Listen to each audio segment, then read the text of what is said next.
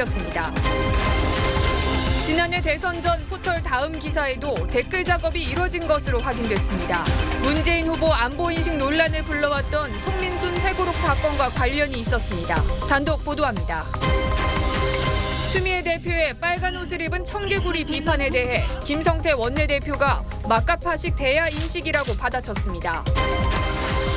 남경필 후보는 이재명 전 성남시장이 형수에게 폭언을 했다며 선거 후보 파트너로 인정할 수 없다고 비판했습니다. 이 후보 측은 악의적 편집이라고 반박했습니다. TV조선 취재진이 반려견 사료 공장을 찾았더니 정체를 알 수 없는 재료들이 가득했습니다. 또 먹어도 되는 거예요? 사고로 죽은 동물 사체와 유통기한이 지난 육고기가 사료로 만들어지고 있습니다.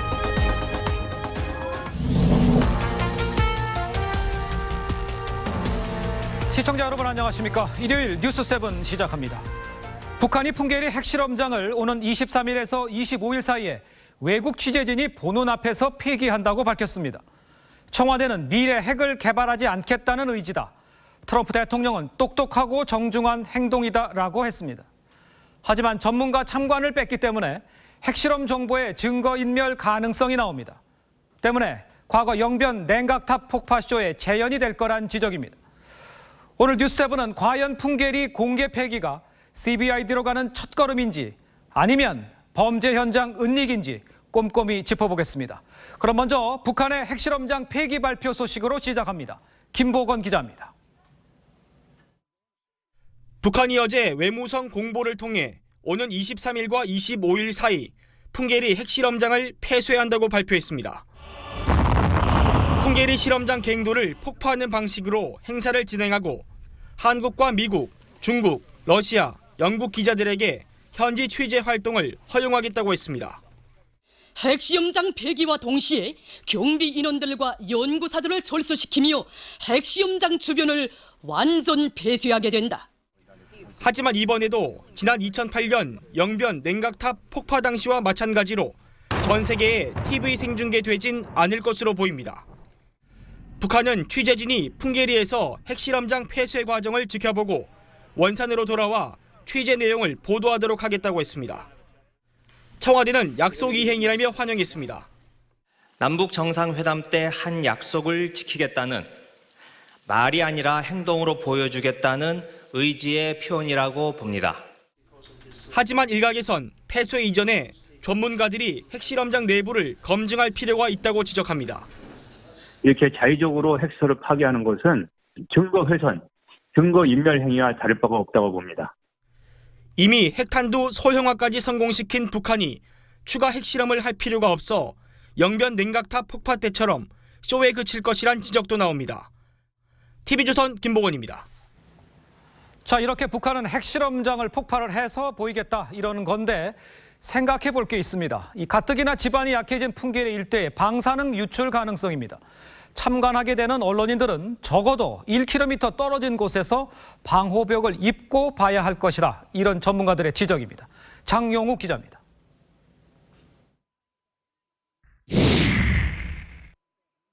함경북도 길쭉은 풍계리 핵실험장 총 4개의 갱도 중 1, 2번은 6차례 핵실험 후 버려져 있고 3번은 바로 핵실험이 가능한 상태, 4번은 최근 굴착 공사까지 다 끝난 상태로 전해집니다. 김정은 위원장도 지난달 남북 정상회담에서 사용 가능한 갱도가 남아있다고 말했습니다. 기존 실험 시설보다 더 큰 2개의 갱도가 더 있고 이는 아주 건재하다고 말했습니다. 하지만 1, 2번 갱도는 거듭된 핵실험으로 주변 지반의 침하가 심해진 상태입니다. 지난해 9월 6차 핵실험 이후 풍계리 주변에서 무려 10차례나 지진이 발생했습니다. 갱도를 폭발시키면 방사능 유출 가능성도 있습니다. 지금 갱도는 전체적으로 금이 많이 가 있고 필요한 상태입니다. 그래서 폭발을 하게 되면은 방사성 물질이 다소 밑으로 다시 또 빠져나갈 가능성이 있기 때문에 참관 기자들도 최소 1에서 5km 떨어진 곳에서 방호복을 입어야 방사능 피복을 피할 수 있다고 전문가들은 지적합니다. 현지를 참관하는 기자단은 베이징에서 비행기로 원산으로 이동 후 특별 열차를 타고 길쭉까지 가서 버스 등을 타고 현장에 접근할 것으로 보입니다. TV조선 장용욱입니다. 앞서 언급해드렸지만 이 북한이 풍계리 핵실험장 폐쇄 현장에 기자들을 부르겠다고 했는데 일본을 대상에서 뺐습니다. 북한은 납북자 문제가 이미 해결이 됐는데 일본이 이 문제를 재차 거론해서 스스로 소외를 초래했다는 주장입니다. 백대우 기자입니다.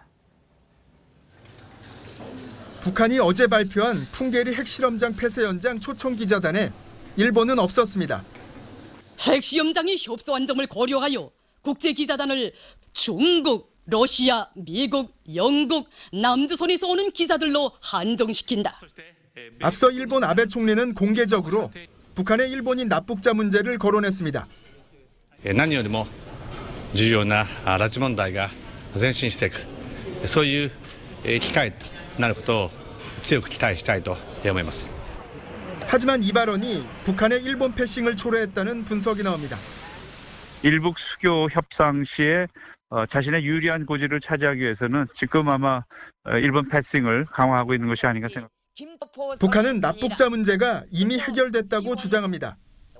어제 세상만 사는 결코 일본의 욕망에 따르는 것이 아니다라는 조선중앙통신 논평을 통해서 일본이 이미 해결된 납치 문제를 또다시 꺼내든다며 일본은 과거사의 가해자로 사죄하고 배상해야 한다고 했습니다. 온 세계가 조미 순회상봉과 회담을 지지 환영하고 있는 때에 유독 일본만이 삐뚤어 나가고 있다고도 했습니다. TV조선 백대호입니다. 트럼프 미국 대통령은 북한 핵실험장 폐쇄 발표에 공개적으로 환영 입장을 밝혔습니다. 그런데 지난주 폼페이오 미 국무장관의 2차 방북에 동행했던 한 관리는 북한의 의지에 따라서 비핵화가 트럼프의 첫 임기 안에 가능하다고 밝혔습니다. 이미지 기자입니다. 북한이 오는 23일부터 풍계리 핵실험장을 폐쇄하겠다고 발표한 데 대해 트럼프 대통령이 환영했습니다. 트럼프 대통령은 트위터를 통해 감사하다면서 매우 똑똑하고 정중한 행동이라고 치켜세웠습니다. 백악관도 핵실험장 폐기를 환영하면서 전문가들에 의한 사찰과 검증이 이뤄져야 한다고 강조했습니다. 폼페이오 장관의 2차 방북에 동행했던 브라이언 훅 정책기획관은 북한의 비핵화가 트럼프의 첫 임기인 2020년 안에 가능하다고 밝혔습니다. Can it actually be done by the time the first Trump administration's 4 years is up? Yeah, it can. And that really depends on the will of the North Koreans to make that possible.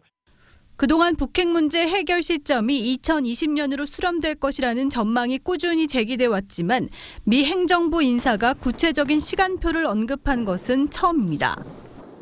훅 기획관은 또 북한이 CVID, 즉 완전한 비핵화를 이뤄내면 북한과 그 주민들을 위해 기꺼이 밝은 미래를 제공할 것이라고 말했습니다. 중국 관영 매체들은 일제히 북한의 핵실험장 폐쇄를 자세히 보도하면서 폐쇄 행사에 중국이 초청받은 사실을 강조했습니다. TV조선 이미지입니다.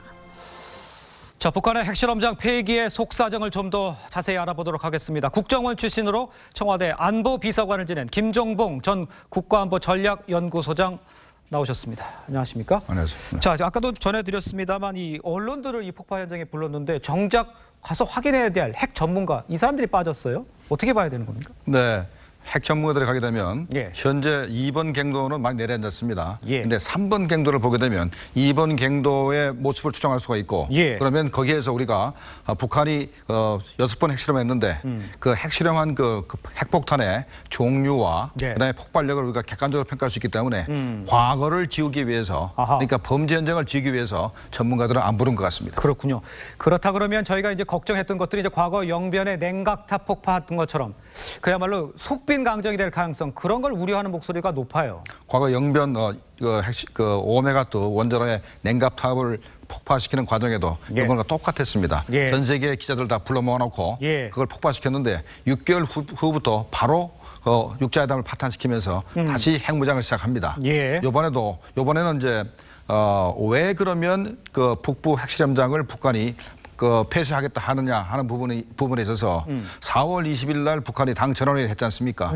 거기에서 핵무장력이 완성됐기 때문에 더 이상 핵실험장이 필요 없다라는 게 말을 하나 있고 또 하나는 현재 핵 보유국이 됐으니 이제 핵 군축 협상을 하겠다. 그다음에 또 이제 우리가 핵 보유국으로서 더 이상 핵을 다른 나라에다 전파시키지 않겠다라고 얘기했기 때문에 이거는 뭐 비핵화 의지가 아니라 핵보유국으로서의 자기 의무를 다하겠다 얘기했기 때문에 현재 비핵화하겠다는 의지가 조금 의심스럽습니다. 그럼 그 풍계리는 이제 뭐 폐기 용도됐다, 이제 끝났다 이런 얘기가 있고 또 김정은의 얘기한 것을 들으면 뭐 2개 정도 있다. 근데 관측은 어떤 게 맞는 겁니까? 현장, 그 풍계리 현장은 어떻습니까? 네, 일본 갱도는 북부에 있는 일본 갱도는 1차 핵실험 때 핵이 누출돼가지고 쓰지를 못하게 됐고 2번 갱도는 5번 핵실험했는데 마지막 6번째 핵실험이 그때 그 수소폭탄 그 실험 때문에 다 내려앉았습니다. 내려앉아서 더 이상 쓸 수가 없죠. 그러나 3번 갱도는 완전하게 그 핵실험할 수 있는 준비가 다 돼 있고 4번 갱도는 터널 공사만 다 돼 있습니다. 그래서 3번 갱도, 4번 갱도는 핵실험할 수 있는 거기 때문에 김정은 위원장이 이걸 4개 다 폭파시키겠다 한다면 그래도 나름대로 앞으로 핵실험할 생각은 없다라는 것을 보여주는 것입니다. 그렇군요.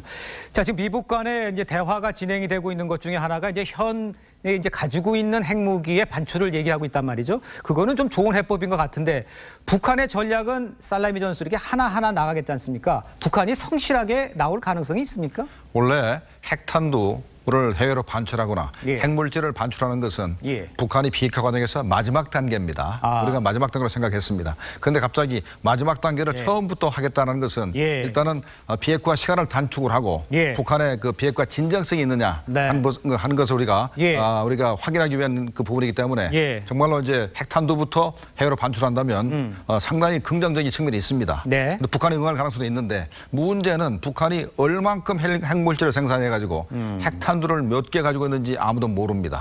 그래서 북한이 뭐 핵탄두를 한 30개 정도 가지고 있다 그러면서 핵탄두를 해외로 반출해서 이제 핵무기가 없다 하면 어떡할 겁니까? 그때부터 바로 문제가 되기 시작하는 것이죠. 그렇군요. 좀 꼼꼼히 체크를 좀 해봐야 될 것 같습니다. 지금까지 김정봉 전 국가안보전략연구소장이었습니다. 수고하셨습니다. 자, 그럼 이제부터는 미북 회담이 열릴 싱가포르로 좀 가보도록 하겠습니다. 회담 장소가 어디일지가 관심인데 가능성이 높은 샹그릴라 호텔의 연회장을 직접 살펴보도록 하겠습니다.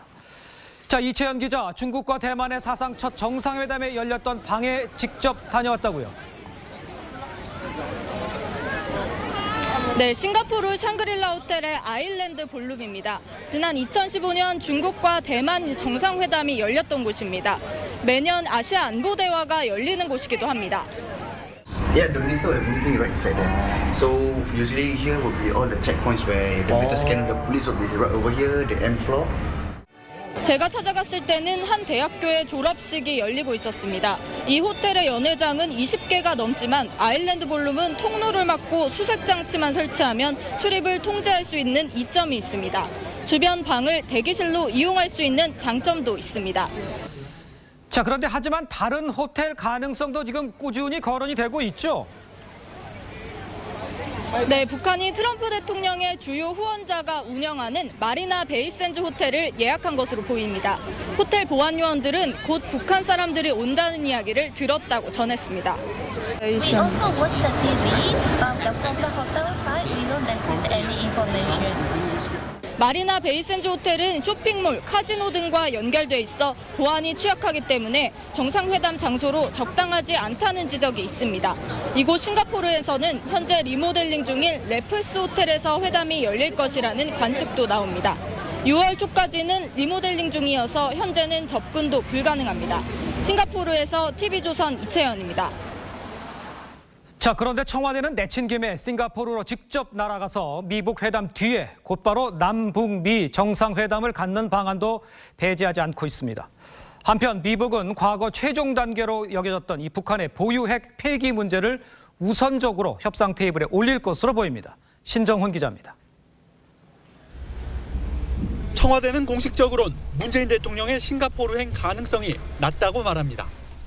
하지만 청와대 핵심 관계자는 사견을 전제로 싱가포르 남북미 정상회담 개최 가능성도 미리 닫아놓을 필요는 없다고 했습니다.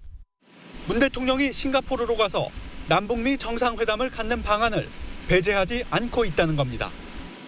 중국이 시진핑 주석의 싱가포르행 전망을 부인하지 않는 것과 무관치 않다는 관측이 나옵니다. 남북 정상의 첫 한라인 통화도 이번 주 초 이루어질 것으로 보입니다. 다음 달 미북 정상회담에선 최대 60개로 추정되는 북한의 보유 핵 폐기가 의제에 포함될 전망입니다. 북한은 과거 보유 핵은 최종 단계에서 논의할 대상이라고 주장해왔습니다. 협상의 우선순위가 달라지는 셈입니다. If North Korea takes bold action to quickly denuclearize, the United States is prepared to work with North Korea to achieve prosperity on the par with our South Korean friends. 대신 핵무기 반출의 대가로 북한은 막대한 현금 지원이나 즉각적인 대북 제재 해제를 요구할 것으로 보입니다. TV조선 신정훈입니다. 이번에는 댓글 조작 사건 관련 단독 보도입니다. 촛보라는 경공모 핵심 회원 USB에 담긴 대선 전 기사 URL 19,000개 가운데 댓글 조작이 의심 가는 기사 한 건을 저희 취재진이 추가로 입수했습니다. 이번엔 네이버가 아닌 다음입니다. 친문 성향 댓글에 이례적으로 많은 공감이 클릭돼 있었습니다. 이채림 기자의 단독 보도입니다. 대선을 2주 앞둔 지난해 4월 23일 포털 사이트 다음에 올라온 기사입니다.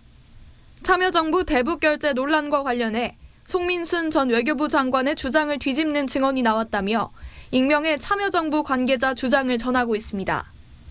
이 기사엔 4,458개의 댓글이 달렸습니다. 베스트 댓글은 북풍 공작 그만하라, 문재인은 국민이 지킨다는 내용입니다. 22,000개나 되는 공감을 얻었습니다. 이날 다음에 올라온 대선 뉴스 133건 가운데 가장 많은 공감수입니다. 송민순의 책임을 묻는 댓글이 그 다음으로 공감수 만여 개가 붙는 등 친문 댓글이 전면에 포진했습니다. 이 기사를 제외한 다른 132개 기사의 댓글 수는 평균 447개입니다. 베스트 댓글의 공감수도 평균 1,683개에 불과합니다.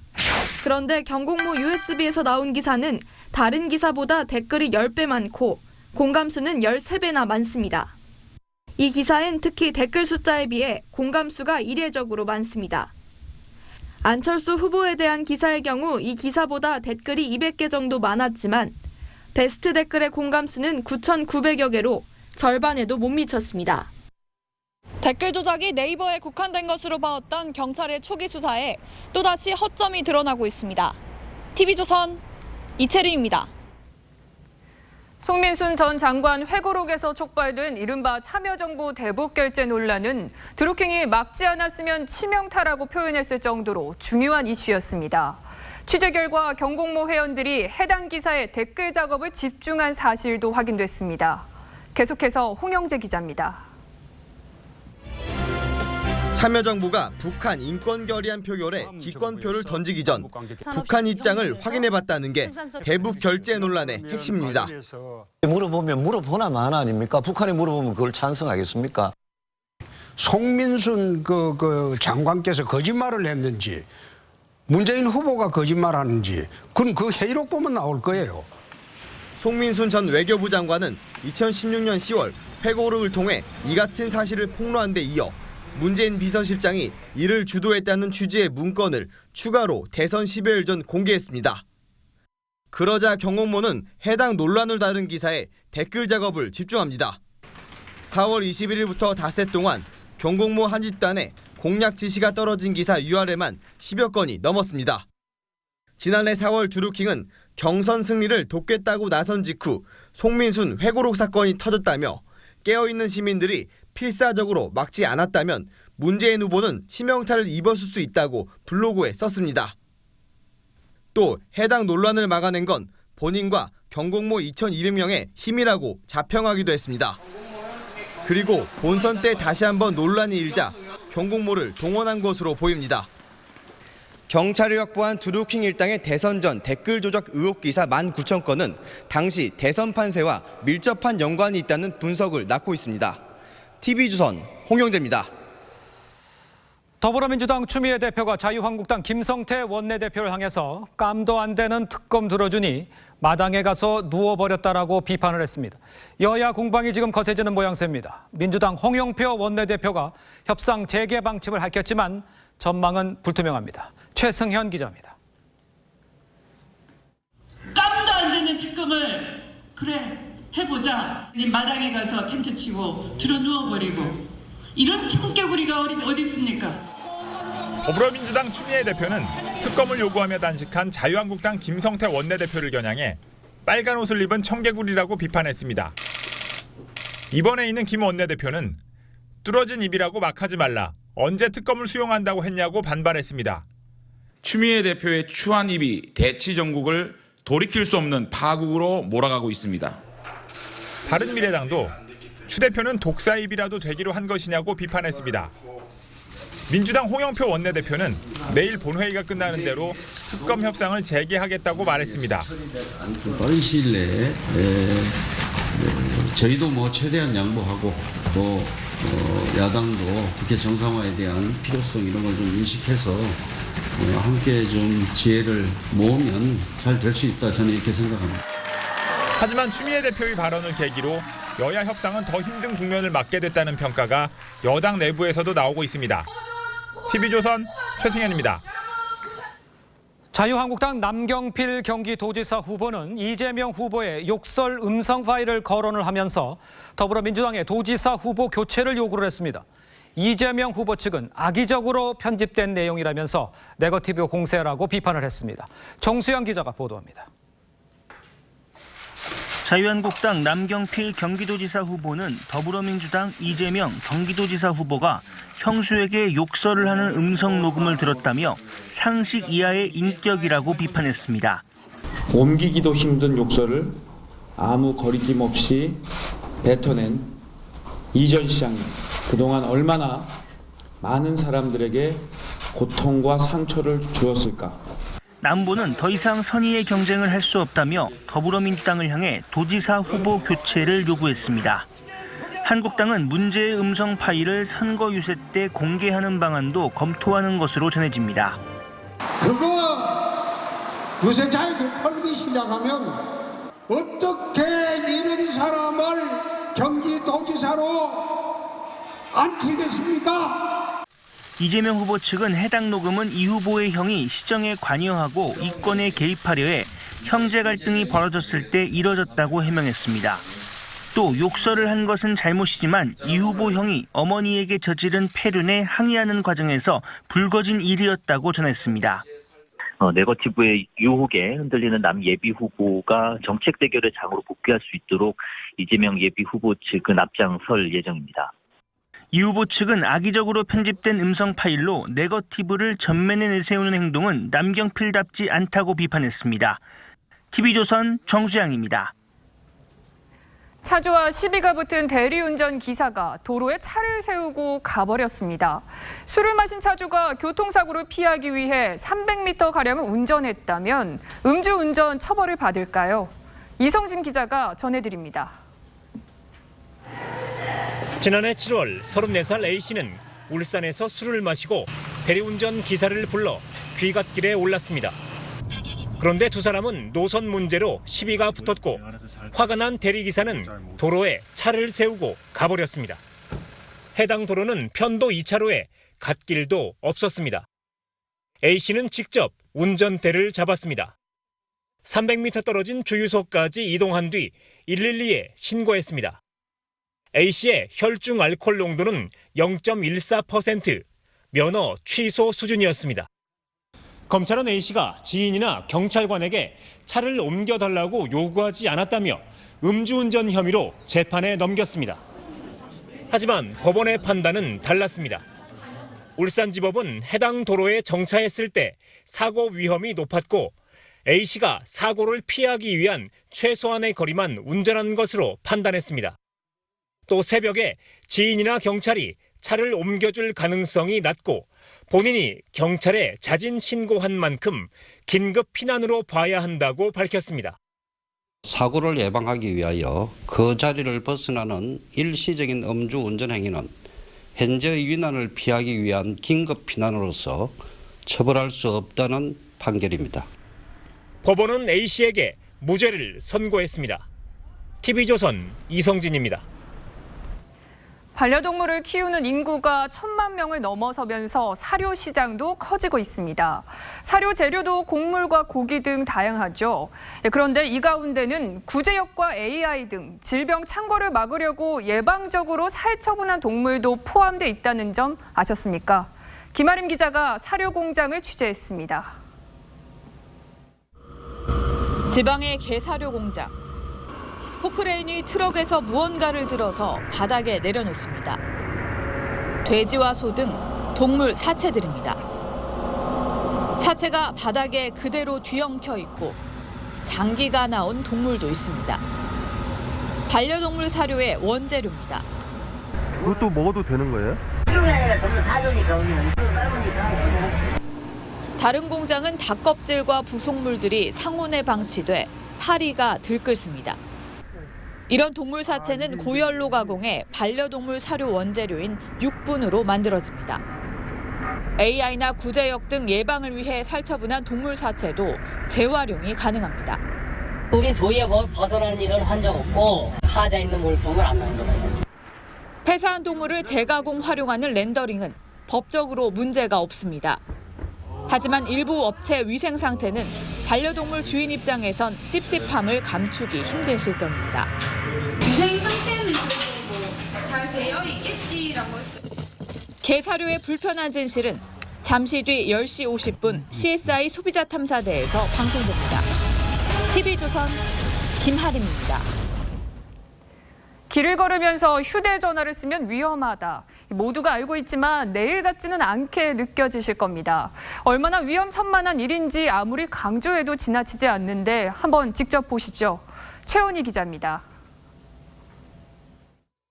휴대전화를 보고 있는 한 남성. 신호가 바뀐 줄도 모르고 횡단보도를 건너갑니다. 주변은 신경도 안 쓰다가 좌회전하던 차량과 충돌합니다. 통화를 하면서 도로를 가로지르던 한 여성, 결국 사고가 났습니다.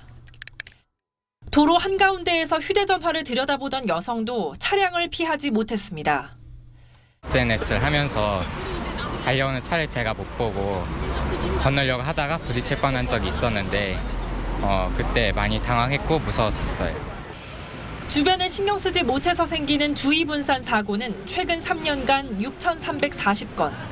이 가운데 60% 이상이 휴대전화를 쓰다가 발생했습니다. 사고가 난 사람의 절반 이상은 휴대전화를 많이 쓰는 10대와 20대였습니다. 이들 사고의 70% 이상은 오전 8시부터 9시까지 등교 시간, 출근 시간에 집중됐습니다. 한 연구소가 시내 4곳을 현장 조사했더니 5명 가운데 1명꼴로 횡단보도를 건너면서 휴대전화를 쓰고 있었습니다. 주변 소리나 아니면은 시야가 제한되기 때문에 주변에서 벌어지는 위험 상황에 대해서 인지하지 못해요. 꼭 휴대전화를 들여다보지 않아도 음악을 듣거나 통화를 하는 것도 사고 위험을 높입니다. TV조선 최원입니다.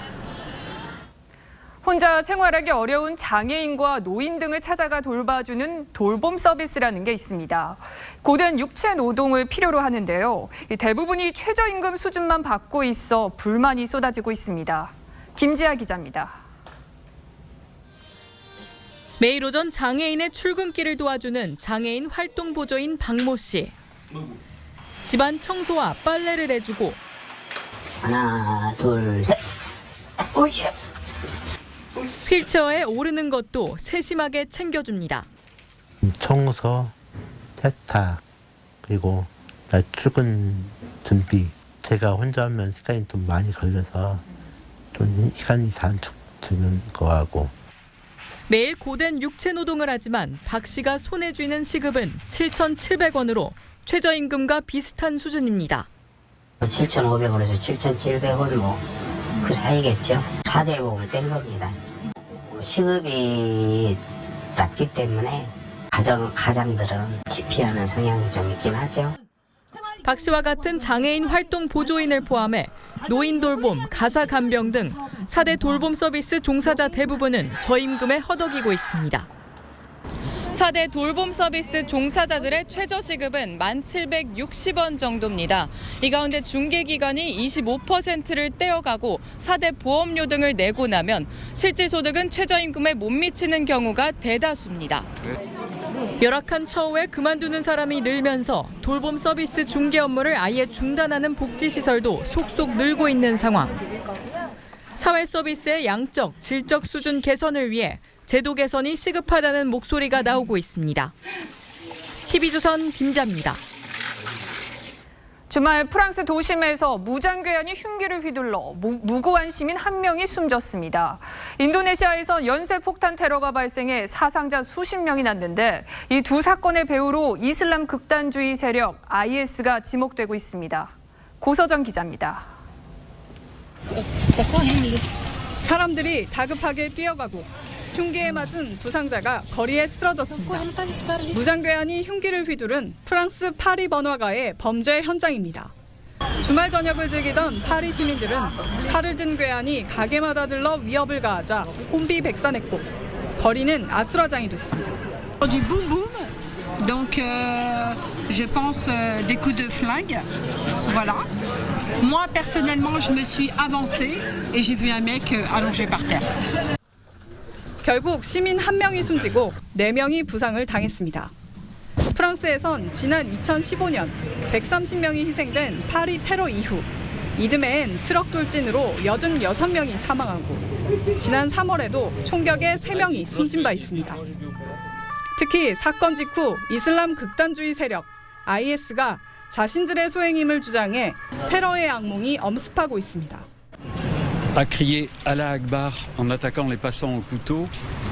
Compte tenu du mode opératoire, nous avons saisi donc la section antiterroriste du parquet de Paris. 현지 시각 13일 인도네시아에서도 성당과 교회 등 3곳에서 연쇄 폭탄 테러가 발생해 50여 명의 사상자가 났습니다. Kemudian di 3 lokasi ini, tetap di 3 lokasi, sumber tetap dari Kabid Humas Polda Jawa Timur, Jalan Diponegoro, Jalan Arjuna dan di Gubeng Santa Maria ini. 경찰 당국은 현지의 IS 연계 테러 조직을 사건의 배후로 보고 조사하고 있습니다. TV조선 고서정입니다. 국내 자동차 시장에 지금 고성능 차량 경쟁이 불붙었습니다. 그동안 유럽 수입차 브랜드들이 기술력을 뽐내면서 시장을 이끌었는데 국내 업체들도 경쟁에 뛰어들었습니다. 박상현 기자입니다.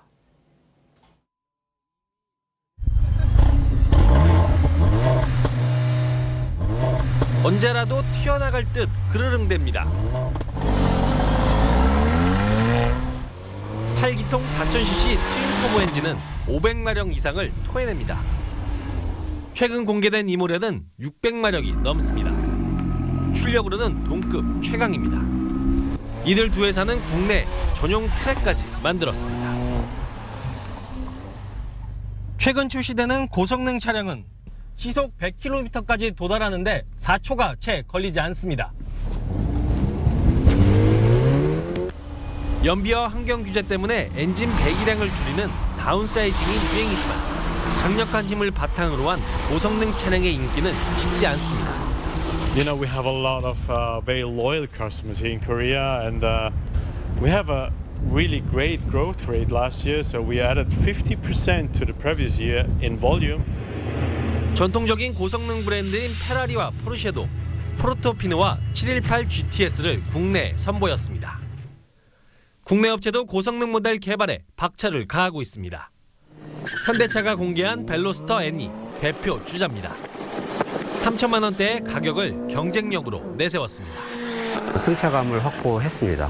물론 서킷에 가서는 그만큼 서킷을 즐길 수 있는 다이내믹도 확보했다고 생각합니다. 완성차 업체들의 자존심으로 불리는 고성능 모델 경쟁이 불붙었습니다. TV조선 박상현입니다. 강원 화천군의 깊은 산골 마을에 멸종 위기식물 1급인 이 광릉 요강꽃이 활짝 피었습니다. 댐 건설 현장에서 5개체를 옮겨 심은 지 30년 만에 200배로 늘었습니다. 이승훈 기자입니다. 강원도 화천의 산골 마을입니다. 산과 계곡이 끝없이 펼쳐집니다. 해발 600m 산비탈을 오르자 철문 안쪽에 멸종위기 1급인 광릉 유광꽃 군락지가 나타납니다.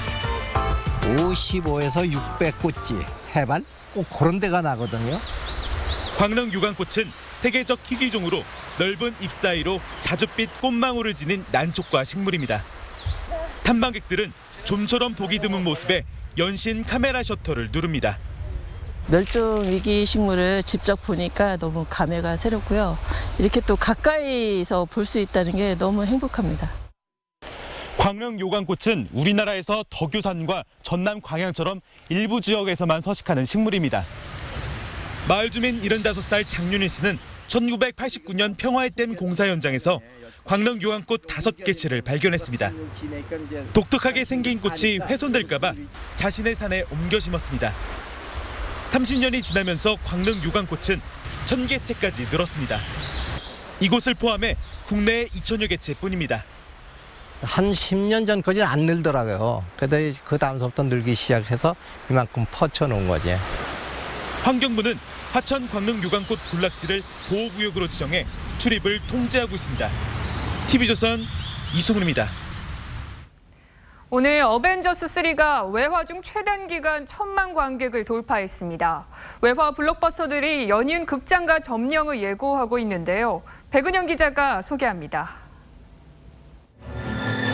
어벤져스 3가 외화로는 역대 5번째 누적 관객수 1000만 돌파라는 위험을 달성했습니다. 흥행 돌풍은 예견됐습니다.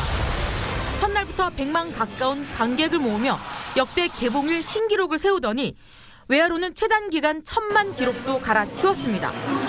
마블 스튜디오 외에 지난 10년사를 집대성한 만큼 아이언맨, 헐크, 토르 등 23명의 영웅들이 등장하면서 마니아층은 물론 일반 관객들의 시선 빗들기에 성공했다는 평가입니다. 액션은 기본, 거침없는 입담과 B급 유머를 장착한 히어로계의 이단아 데드풀. Your bullets, they're really fast. 1편으로 330만 명을 동원한 지 2년 만에 새로운 마블 히어로인 케이블, 도미노와 함께 돌아옵니다. Domino, I'm lucky. Luck isn't a superpower. 데드풀2는 청소년 관람료가 등급을 받았음에도 높은 예매율로 어벤져스를 앞질렀습니다.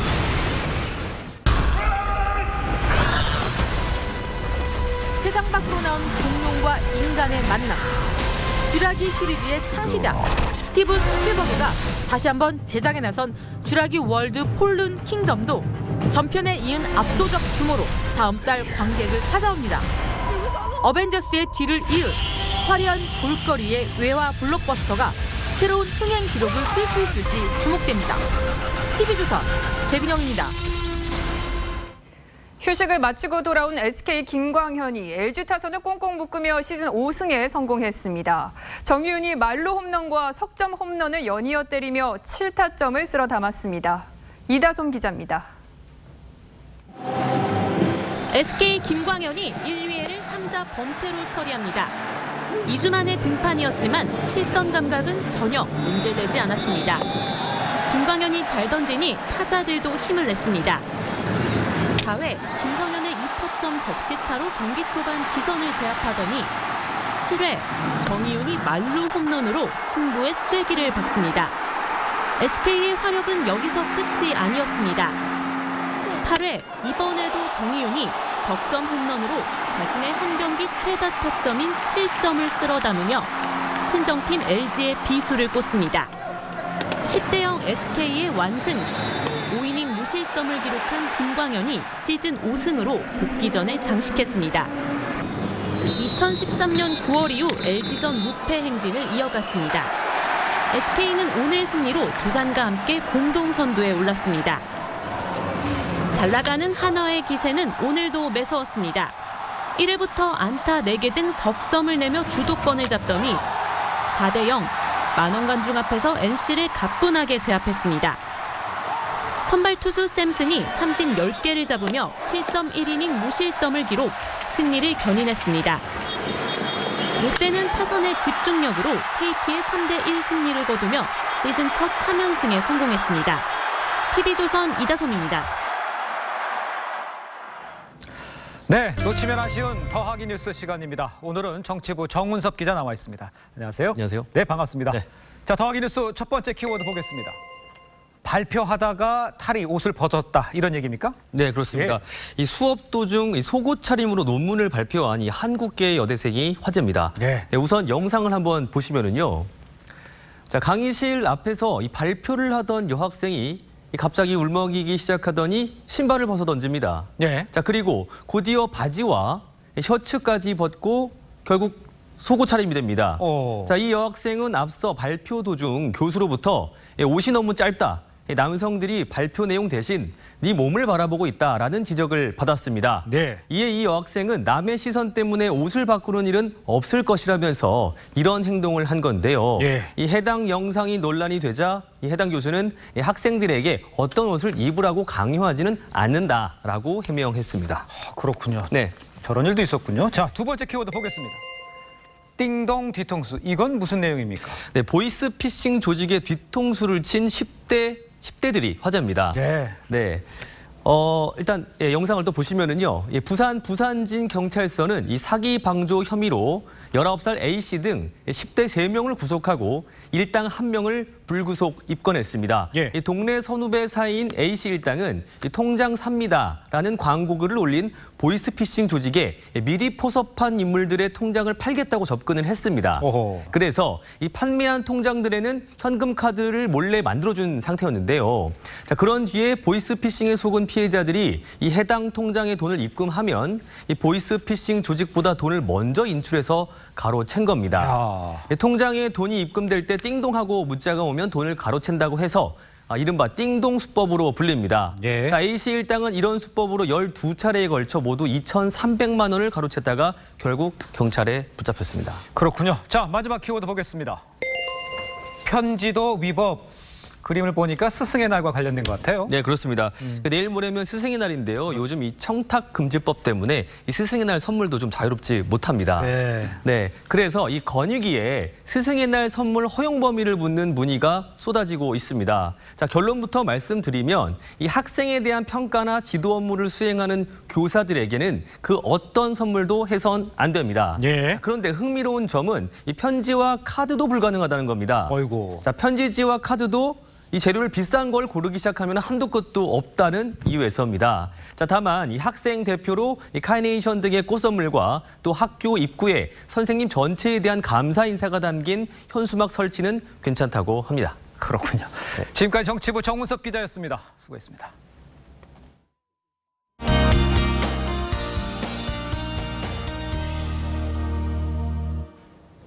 네, 오늘은 내린 비로 인해 낮 동안 공기질이 깨끗했는데요. 아쉽게도 밤부터는 대기 상황이 조금 나빠집니다. 대기가 정체되면서 중서부 지역의 대기 상황 좋지 않겠고요. 내일은 국외 미세먼지까지 추가로 유입되면서 수도권과 강원 영서 지역은 종일 나쁨, 충청과 인천 그리고 전북 지역은 오전 한때 농도가 높겠습니다.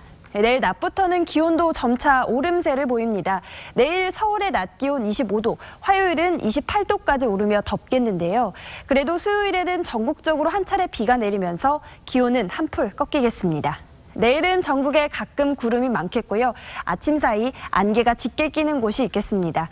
내일 아침 기온은 서울이 13도, 강릉 15도, 울산 13도 등 오늘과 비슷하거나 조금 높겠고요. 낮 최고 기온은 서울이 25도, 강릉과 대구 28도, 울산 27도 등 오늘보다 높겠습니다. 날씨였습니다. 네, 북한 식당 종업원 기획 탈북 논란에 청와대 국민청원에도 진상을 규명해라, 북송 검토 중단하라 지금 팽팽히 맞서고 있습니다. 그런데 정작 중요한 건 뒷전인 것 같습니다. 먼저 살펴야 할 것은 탈북 종업원과 그 가족들의 신변 안전입니다. 일요일 뉴스7 마칩니다. 네, 시청해주신 여러분 고맙습니다. 아침엔 통곡물의 영양으로 시작! 잘 구운 통곡물의 영양에 과일과 견과류까지 맛과 영양의 밸런스 켈로그 그래놀라. 활기찬 하루의 시작 켈로그 그래놀라. 나만의 시크를 표현하고 싶다면 디파인 레디언트 시크로 강렬하고 엣지 있어 보이는 눈빛. 액티브 디파인 레디언트 시크. 제주도 제주는 역시 크로네 호텔. 근데 트리바구를 쓰고부터 생각했죠. 그동안 왜 똑같은 웹사이트만 본 거지? 트리바구에선 내가 알던 모든 앱과 웹사이트들의 다양한 가격들을 비교할 수 있는데 호텔 트리바구. 포인트 임플란트? 써보면 알게 되는 포인트의 기술. 포인트 임플란트가 좋습니다. 특허받은 자외선 광촉매 임플란트. 단단하고 오래갑니다. 이것이 바로 핵심 포인트. 포인트 임플란트. 게임이 더 건강해질 수 있도록 자율 규제 시작. 유저를 위해 알 권리를 찾아주고 평가위원회가 꼼꼼하게 지켜보고 모니터링 결과를 모두에게 알리고 그러니까 우리가 딱 필요한 만큼만 즐기잖아. 더 나은 게임 문화 자율규제가 만듭니다. 여긴 세상에서 가장 큰 필드. 볼 하나만 있으면 여기가 페어웨이죠. Nice on. You ready to play? Wide angle. 풀리지 않는 피로엔 액티넘 EX 플러스. 피로가 쌓여 생긴 통증 개선엔 액티넘 EX 골드. 전 세계 판매 1위 액티넘으로 피로에서 통증까지. 스트라이크! 액티넘. 눈앞에 펼쳐진 모습을 믿을 수 없었습니다. 극심한 영양실조와 말라리아로 고통받는 아이들. 10명 중 1명이 5살이 되기 전에 생명을 잃는 곳. 아프리카 니제리의 현실입니다. 월 10,000원으로 더 많은 생명을 살리는 일에 동참해 주세요. 여러분의 후원은 아이들을 살리는 영양식이 되고 치료를 받을 수 있는 기회를 제공합니다. 지금 당신이 배고픔과 질병으로 고통받는 아이들을 구할 수 있습니다. 후원 문의 1800-1735 1800-1735 굿네이버스.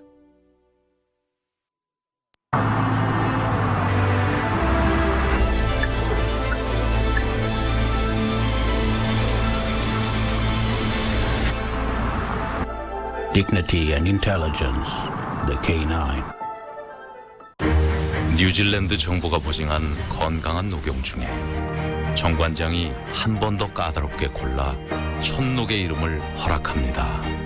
이제 녹용에서 천녹으로 정관장 천녹. 울타리를 없애자. 사슴이 자유롭게 자라나도록. 그래야 야생의 활력을